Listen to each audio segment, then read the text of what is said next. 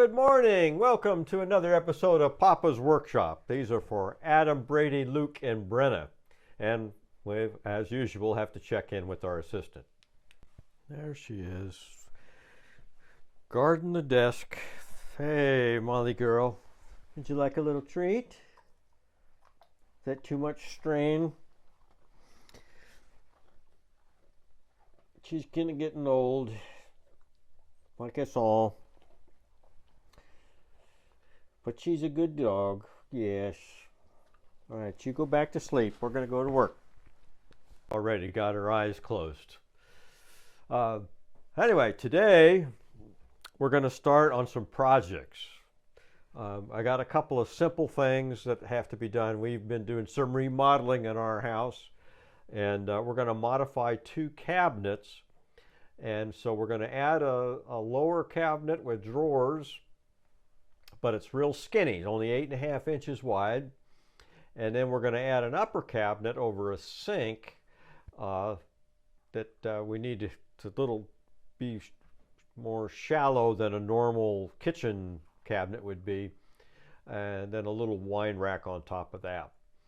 And the existing cabinets are all painted, so that kind of will dictate how we make it. I mean, it's going to be painted, so we're going to make it out of some wood that's inexpensive, but tough enough to take the abuse of a cabinet,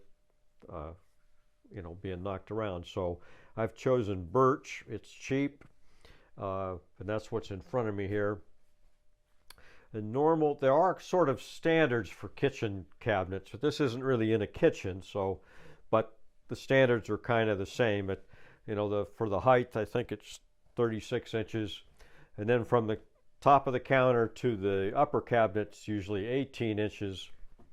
And then the upper cabinets are usually only 20 or 12 inches deep, and the ones at the bottom are 24 inches deep. We're going to modify that a little bit. The ones over the sink is only going to be 10 inches deep, and about 10 and a half or so by the time you add, or 11 and a half by the time you add the doors and that. It's going to be 26 inches up above it, so we just going to be kind of a narrow cabinet, but it's almost 30 inches wide. The lower one with the 8.5 inch wide has got to fit under a counter, so it's like 32 inches. Anyway, so I've made plans. That's how I start all my projects. I've got this is the one plan for the lower cabinet, and that's going to be 34 inches tall, 8.5 inches wide, and 22 inches deep, more or less. And it's going to have 5 drawers. So when we get to the drawers part, we'll be able to do dovetails.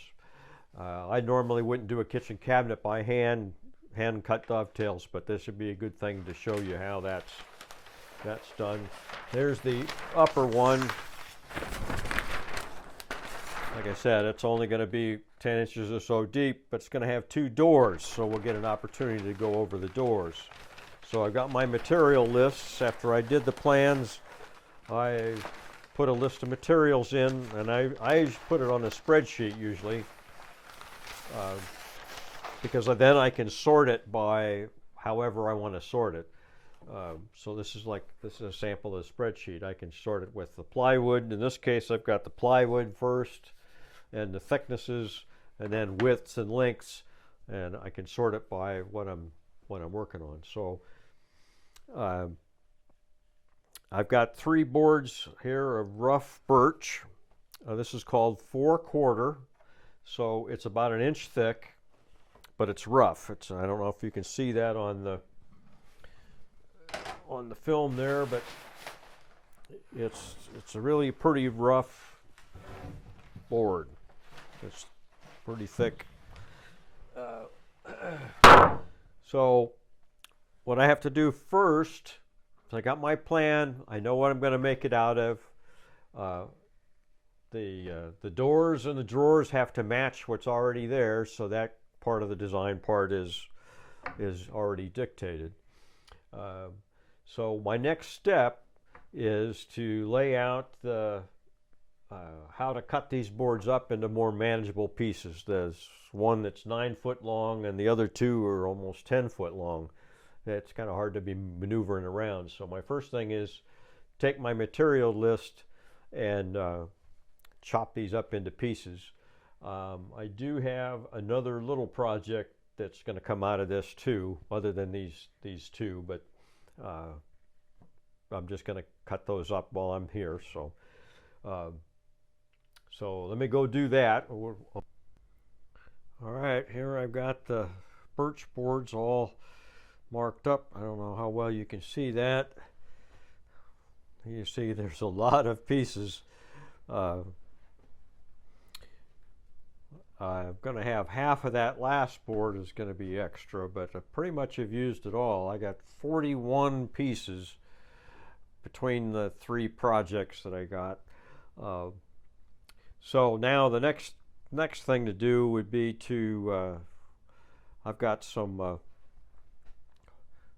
wide poplar boards over here, and I've got to do the same thing mark them up for the drawers. I don't know if you can see, I've got red marks. I got a red mark and some of them aren't. So all I'm going to do is cut these into manageable pieces that I can run through the planer. These short ones here, that's only 10 inches. That's a little short to be running through the joiner and the planer. So I'll keep these 2 pieces together, just cut here and there.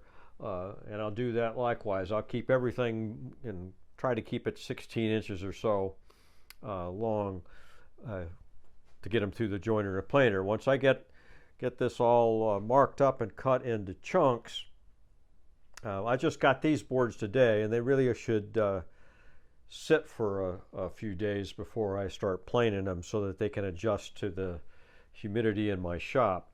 So, but that's will be the next thing. Let's say I got to mark up this poplar, and then I'll cut these into chunks and we'll pick it up there. Okay, here's these boards are the poplar, and that's very inexpensive, and these are already planed to 3/4, but I'm going to use this as for all the drawers, which are going to be 1/2 inch to some of the bigger ones will be 5/8 thick, so I'll have to plane these all down. But you can see I've done the same thing. I marked it, and I've got my red lines where I'm going to chop it here at first, and I'll put these into stacks. But I won't plane everything at one sitting. I'll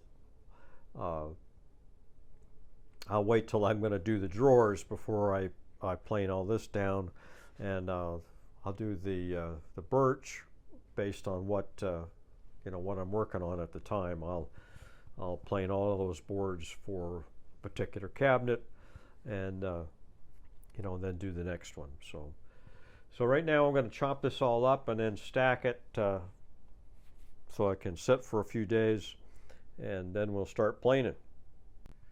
Okay, everything is kind of cut up into chunks here. I get some over there. What I'm going to do now is some of these I have to split into thinner pieces. So I'm going to run one edge through the joiner, and then so I can have a flat reference to cut it into strips with the saw. One thing I forgot to measure or mention before when I was laying it out is I always put the worst side of the board up when I'm laying out, so I can work around defects like this. See, that's got a big chunk out of it, but these pieces were narrower right here, and the rest of the board I was able to use that width. So I always pick the worst side and put that up, and if there's any defects on the other side, I'll try to mark up on the top so I kind of work around all of those. And I also forgot to mention that the door panel, I decided to go ahead and make that out of the poplar, since I had a big wide poplar board, and otherwise with the birch I would have to glue up a panel, and that panel only needs to be a 1/2 inch thick. It doesn't really need to be the full 3/4. The doors that I'm copying on the existing one, they're only a 1/2 inch thick. So that'll be an upper cabinet. Nobody's going to really bump it. The frame will still be birch and be strong where the hinges are attached. But the poplar is lighter, so the panel will be lighter, so the doors will be a little bit lighter. So anyway, let's go ahead and run these through the planer. The thing you need to do is, remember the grain we're planing. You want to go with the grain, not against the grain. Well, the same thing is true for the joiner. And on this rough lumber, sometimes that's kind of hard to see, but I'll be looking at the grain before I run it through, and I just want to get a flat edge is all I'm after.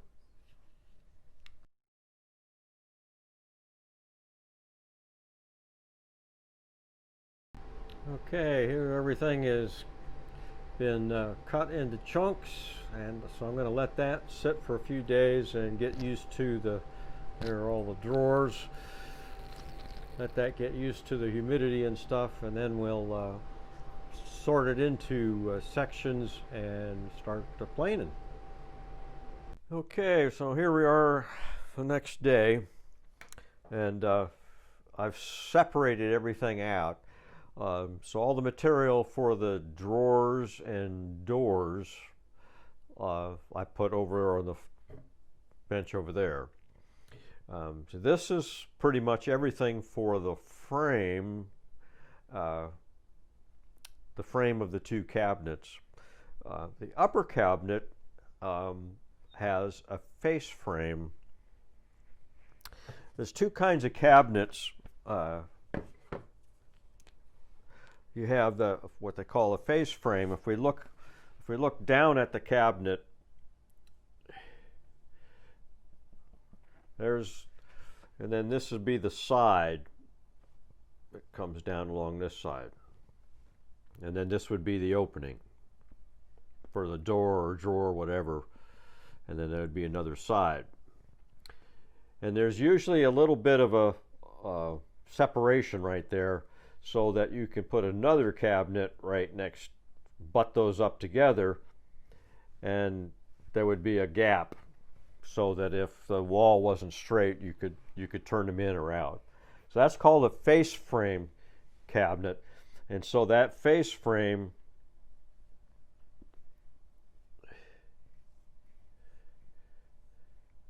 is going to look like that. And that's what we have to build for that upper cabinet. It's a face frame cabinet. So we're going to build this face frame first. And so all those boards need to be the same thickness. So we'll run those through the planer together. The other kind of a cabinet, you'll see a lot of European cabinets this way, kitchen cabinets. It's just a side. And then you've got a hinge attached to a door that usually covers. So that's a lot of European kitchens. Now, but furniture, it's both ways. So maybe we'll take a little field trip and look at differences in furniture. But what we're doing is the face frame. Now this lower cabinet, since it's so narrow, it's only 8.5 inches, I don't really have room to make an 1.5 inch wide face frame. So we're going to do something that's a little different, and I'm doing it just to make it easy for me to make. If I made since it's going to have a 3/4 inch wide,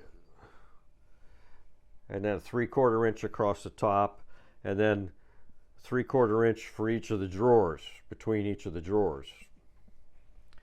So if I made that all 3/4 inch by 3/4 inch, it'd be like putting little sticks together, and the joinery becomes hard, and it's going to be flimsy. So what I'm going to do is keep that all 3/4 so that it'll fit in the kitchen or fit in the slide in the place that it has to fit.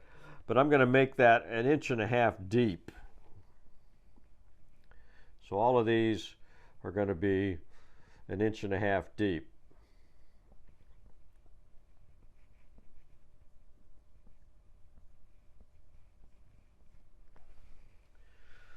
So that will make it easier for me to attach these strips.